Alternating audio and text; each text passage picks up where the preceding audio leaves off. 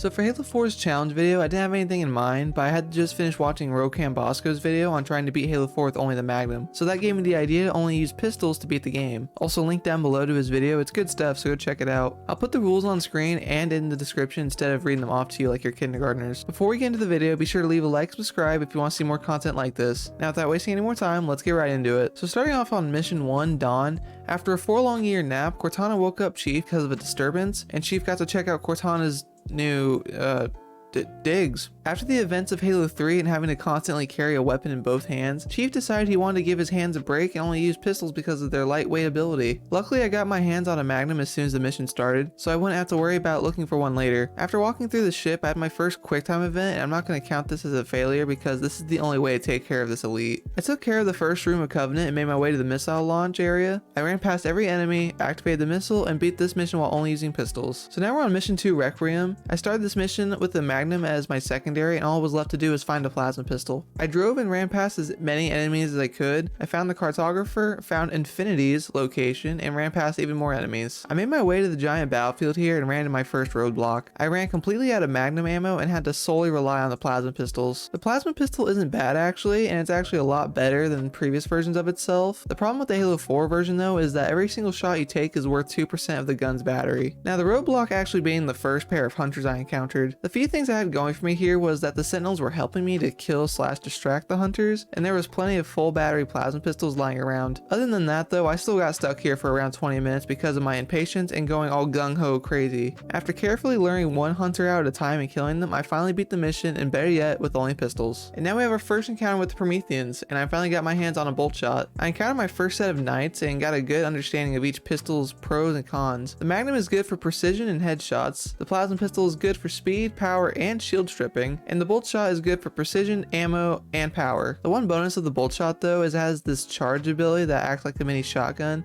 and is especially good for taking out most enemies with one blast close up. I destroyed some power cores, turned off the first beam array. Also, this was the only mission where the Covenant and the Prometheans weren't working together, so it made it a bit easier for me, but every mission forward they're going to be working together and it's going to be quite a hassle. I destroyed the other 3 power cores, turned off the second beam array. I made it to the cryptum, and like an idiot, I released Mr. Gross Face but cool armor. After force choking me like Darth Vader, the Didact tossed me aside like a ragdoll. After another quick nap, Chief woke up and was greeted by the collapsing landscape. Since you have to use the ghost boost ability to get past the section of the mission, I made absolutely sure I didn't run over any of the fleeing grunts, which I managed to do on my first try. Okay, saying this mission was a pain in the ass would be a little bit of an understatement. I got my hands on another bolt shot and ran past as many enemies as I could because I knew it was going to be long. I found Captain Lasky, met Palmer's bitch ass. I thought you'd be taller. After some expedition, I ran into my second roadblock.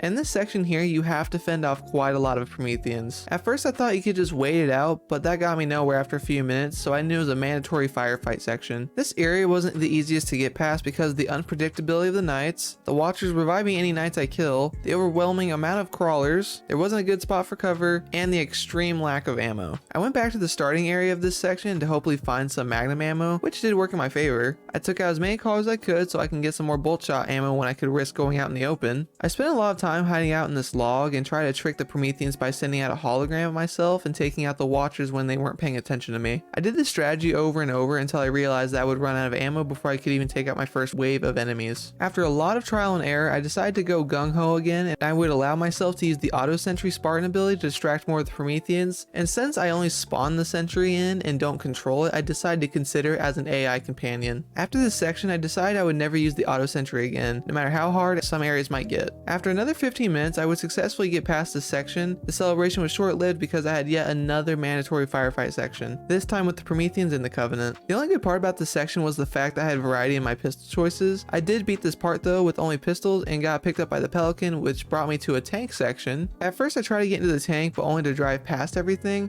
That didn't work out though because I ran over an elite by accident, so I had to reset the last checkpoint. This time around I thought it would be probably best if I ran past everything, but next thing I knew, the Spartans that were behind me took control of the tank, which made this part a lot easier. I made it inside the ship and encountered some hunters again, but this time I had some allies and a warthog, so I put them on the gun and I just drove around while I took them out. The next section was just a long linear hallway that you're typically supposed to bring the Mantis through. I got in the Mantis and tried to walk past everything, but there was a lot of firing coming my way, so I got out to try to recover, but that got me killed. The second time around, I tried a much faster approach and drove through the area in a mongoose. jammers. I made it to the elevator and destroyed the jammers with my fists, and I also ran into my third roadblock. In this section, you're typically supposed to use the mantis to take out the jammers and the covenant. So the game spawns in loads of covenant, and lots of them are loaded to the teeth with fuel rod cannons. To help stay alive longer, I used the mantis to get away from the sheer massive gunfire I was under. The shields on the mantis was great for getting away because it takes a lot of damage before they blow up. On one attempt, I took out most of the enemies with only a few left, but I couldn't kill the rest of them because I ran out of ammo and all the guns on the ground had just despawned. So I about made a fatal error of killing the rest of the enemies with the mantis, but thankfully I was super combined by a grunt. On this new attempt, I played a lot more aggressively and took out the biggest threats first and made sure to leave any enemies with plasma pistols alive till the end, so I had plenty of options for ammo. Thankfully this plan worked and I successfully beat this mission with only pistols. Ah yes, the particle can mission with more exposition. This was probably the last easy mission I was going to have for a while, so I took it in, grabbed a magnum, and pushed forward. I'm not going to consider using the target designator as a failure because I only aim the thing and the mammoth takes a shot, so it doesn't count. I took down the shield to let the mammoth through by following Halo 4's rule of destroying 3 things to progress on. I destroyed the lich and continued on with the rest of the mission. Also, Chief went to cardiac arrest because of some spicy water. Now this section was a bit more annoying than I anticipated. The jackal snipers, while not being as annoying as the Halo 2 version, still posed a threat and caused me to leave the safety of wherever I was hiding. I made it to the Forerunner structure but was immediately killed by a whole pack of suicide grunts. I did eventually make my way to the gate, grabbed a hard light shield, and got inside the structure. Cortana got AI napped by the librarian, Chief got a huge info dump on the Forerunners, and got evolved like a Pokemon. I took care of the Prometheans in this room, picked Cortana back up, and made my way to the portal. I jacked this mongoose from this marine, drove to the end of the level, and picked up a new target designator, and destroyed the gravity well, and this mission was successfully beat with only pistols. Cortana's rampancy got the best of her again.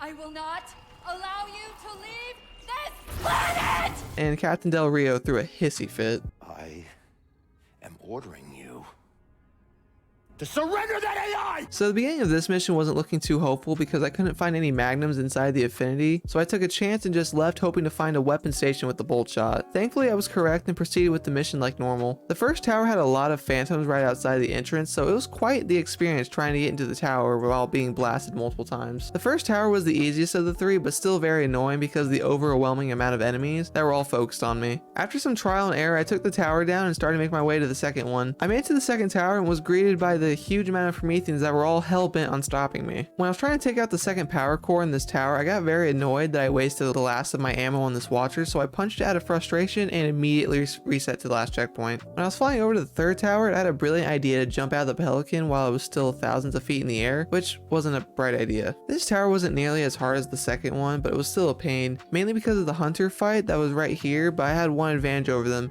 gravity. I tried to get both hunters to fling themselves off the edge, but I could only get one of them to do it no matter how many times I tried. After about 12 minutes, I got one of them to fly off the edge, and I decided it was probably best if I killed the other one myself. I got up to the gravity well, jacked an elite's Banshee, and flew to the end of the mission. I shut down the tower, and Chief pulled off the most badass 007 move I've ever seen, and this mission was completed successfully with only pistols. Right off the bat, I knew I was going to miss the bolt shot in this mission because it's been my favorite pistol to use so far, and it's very powerful for the situations I saw myself in. I encountered some hunters again, but this time I had the Magnum and plenty of ammo for it because all the Marines and scientists in the room that would die because of the hunter duo. At first the fight was difficult because I couldn't get the hunters to separate from each other, but I came up with the strategy to use the thruster ability to quickly avoid the hunters if needed. Strangely enough, the game gave me a checkpoint during the fight with the last hunter, and I dodged it like a pro. I made it to Dr. Tilson, told her to get the hell out, and got ready to defend the station. Now here's the moment in the game that I was worried about. This section of the mission, you're supposed to stop the Covenant from letting the Didact know where the composer was. The main problem with this part of the mission was the overabundance of Covenant and vehicles. I was able to deal with all the ground enemies and even take out the Wraiths by killing the gunman. My plan was to plasma blast the Wraith, kill the gunner, and get in to force the driver out. Steal the Wraith and drive it to the edge so no enemies had access to them. The strategy did work out pretty well. I was just really bad at pulling it off sometimes. Along with dealing with the Wraiths, I still had the ground troops to deal with and half a dozen of Banshees, which were putting on a lot of pressure. I didn't have a solution for the Banshees, but I noticed that if I hid behind this rock, they would all fly towards me and do flips and tricks and crash into each other, which did do some damage to them. This idea was quickly scrapped though because only 2 would fly near me at a time when I was by that rock. I then tried to EMP the Banshees with my plasma pistol when they were near the ground so they would take damage from the crash. This strategy was a lot harder than I expected, and I didn't have enough plasma pistols to take care of all of them. I tried mixing all these strategies together to see if I can get one lucky chance of killing everyone. After about an hour, I finally cleared all the enemies that were on the ground,